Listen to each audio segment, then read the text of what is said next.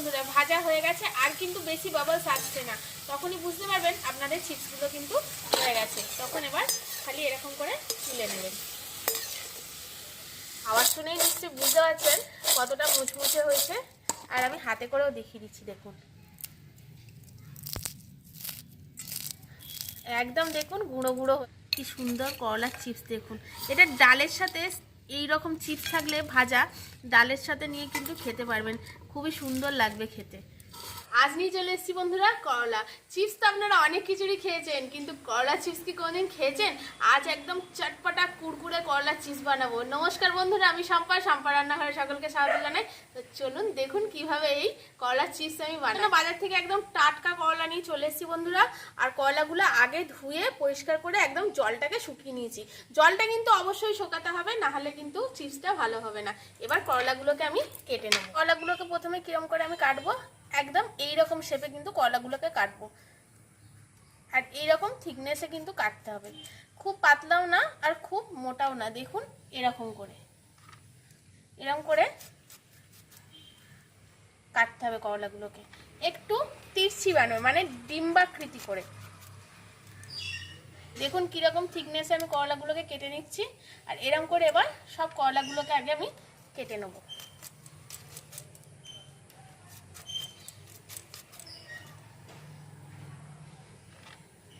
করলাগুলো দেখুন এরকম করে কেটে নিয়েছি। এবার এর মধ্যে আমি মশলা মিশিয়ে নেব। মশলার মধ্যেই প্রথমে দিয়ে দেবো অল্প একটু পরিমাণে হিং, দিয়ে দেবো স্বাদ মতো লবণ, বেশি নয় যতটা করলাতে আর কি লাগবে। দিয়ে এখানে দেখুন আমি কি কি মশলা নিয়েছি। এখানে নিয়েছি গরম মশলা, হলুদ নিয়েছি, জিরে গুঁড়ো, ধনে গুঁড়ো, লঙ্কার গুঁড়ো আর চাট মশলা। ব্যাস এই কটা মশলা সবই আমি হাফ টিস্পুন করে নিয়েছি। এবার এর মধ্যে দিয়ে দেবো। দিয়ে এই মশলাগুলো খুব ভালো করে মাখিয়ে নেবো এই করলাগুলোর সাথে। যেহেতু আমি নুন দিয়েছি, এটা 10 মিনিট রেস্টে রেখে দেবো। তাহলে কি হবে, যতটা জল বেরোনো বেরিয়ে যাবে। রেসিপিটা এত ইজি বন্ধুরা, বাড়িতে যদি কোনো সুগারের পেশেন্ট থাকে তারা তো আর আলু চিপস টিপস খেতে পারে না। এই চিপসটা করে আপনারা 6 মাস কিন্তু স্টোর করেও রাখতে পারবেন।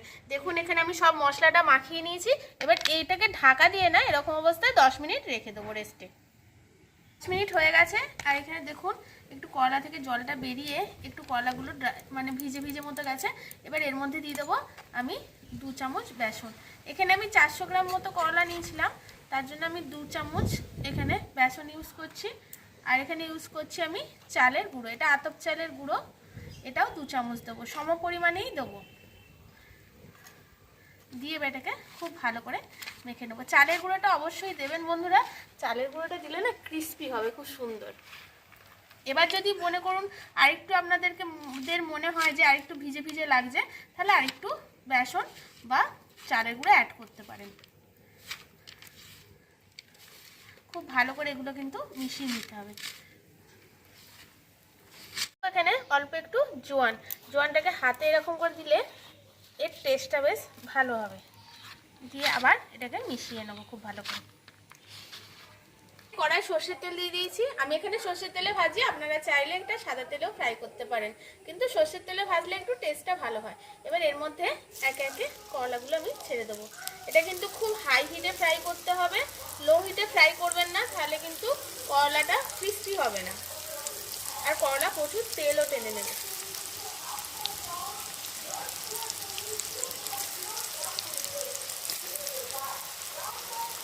আর এই চাল আর বেসনের গুঁড়োটা মেশানোর সাথে সাথেই কিন্তু এটা ফ্রাই করতে হবে। প্রথম ব্যাচের করলাগুলো ভাজা হয়ে গেছে, দেখুন তুলে নিচ্ছি। এখানে একটা টিপস আছে বন্ধুরা, এটা যদি ফলো করেন আপনাদের চিপসটা কিন্তু খুব ভালো হবে। দেখুন একদম মচমচে হয়েছে বন্ধুরা। এখানে হচ্ছে যখন দেখুন আমি করলাগুলো দিচ্ছি তেলের মধ্যে, তখন কত বাবলস হচ্ছে। আর যখন করলাগুলো ফ্রাই হয়ে যাবে তখন দেখবেন আর কিন্তু বাবলস হবে না। আমি আপনাদের দেখিয়ে দিচ্ছি ফ্রাই করে। বন্ধুরা ভাজা হয়ে গেছে, আর কিন্তু বেশি বাবলস আসছে না। তখনই বুঝতে পারবেন আপনাদের চিপসগুলো কিন্তু হয়ে গেছে। তখন এবার খালি এরকম করে তুলে নেবেন।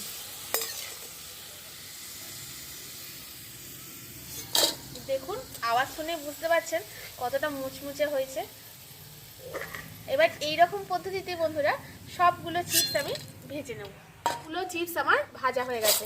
আর দেখুন আওয়াজ শুনেই নিশ্চয়ই বুঝতে পারছেন কতটা মুচমুচে হয়েছে। আর আমি হাতে করেও দেখিয়ে দিচ্ছি, দেখুন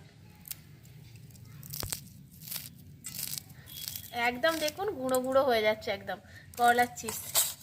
আমি তো আগেই বলেছি এই চিপসটা কিন্তু আপনারা 6 মাস কিন্তু এয়ারটাইট কন্টেনারে করে রেখে দিতে পারবেন, কিচ্ছু খারাপ হবে না বন্ধুরা। আর মুচমুচে চটপটা একদম কুড়কুড়ে এই একদম মজমজ করছে বন্ধুরা। আর হাতে নিলে দেখুন একদম একদম গুঁড়িয়ে যাচ্ছে, এত সুন্দর খেতে হয়। এমনি আমি কিছুদিন আগে জ্বর থেকে উঠেছি, এত ভালো লাগছে না মুখের মধ্যে, কি বলবো বন্ধুরা। এরকম পদ্ধতিতে এরকম করলা চিপস করে বাড়িতে বানিয়ে রেখে দিন। আর যদি ডায়াবেটিস পেশেন্ট থাকে তাদেরকে তো বানিয়ে দিলে ভীষণই খুশি হয়ে যাবে। চ্যানেল এরকম ইউনিক আর নিত্য নতুন রেসিপিতে প্লিজ বন্ধুরা আমার চ্যানেলটিকে সাবস্ক্রাইব করে শেয়ার লাইক কমেন্ট করে দেবেন। পাশ থেকে বেল আইকনটা প্রেস করে রাখবেন যাতে আমার দেওয়া ভিডিও সবার আগে আপনাদের কাছে পৌঁছে যায়। যারা ফেসবুক থেকে দেখছেন রেসিপিগুলো ভালো লাগলে প্লিজ চ্যানেলটিকে ফলো করে রাখবেন। আজকের মতো আসি বন্ধুরা, আজকের মতো টাটা। সবাই খুব সুস্থ থাকবেন, ভালো থাকবেন, সাবধানে থাকবেন।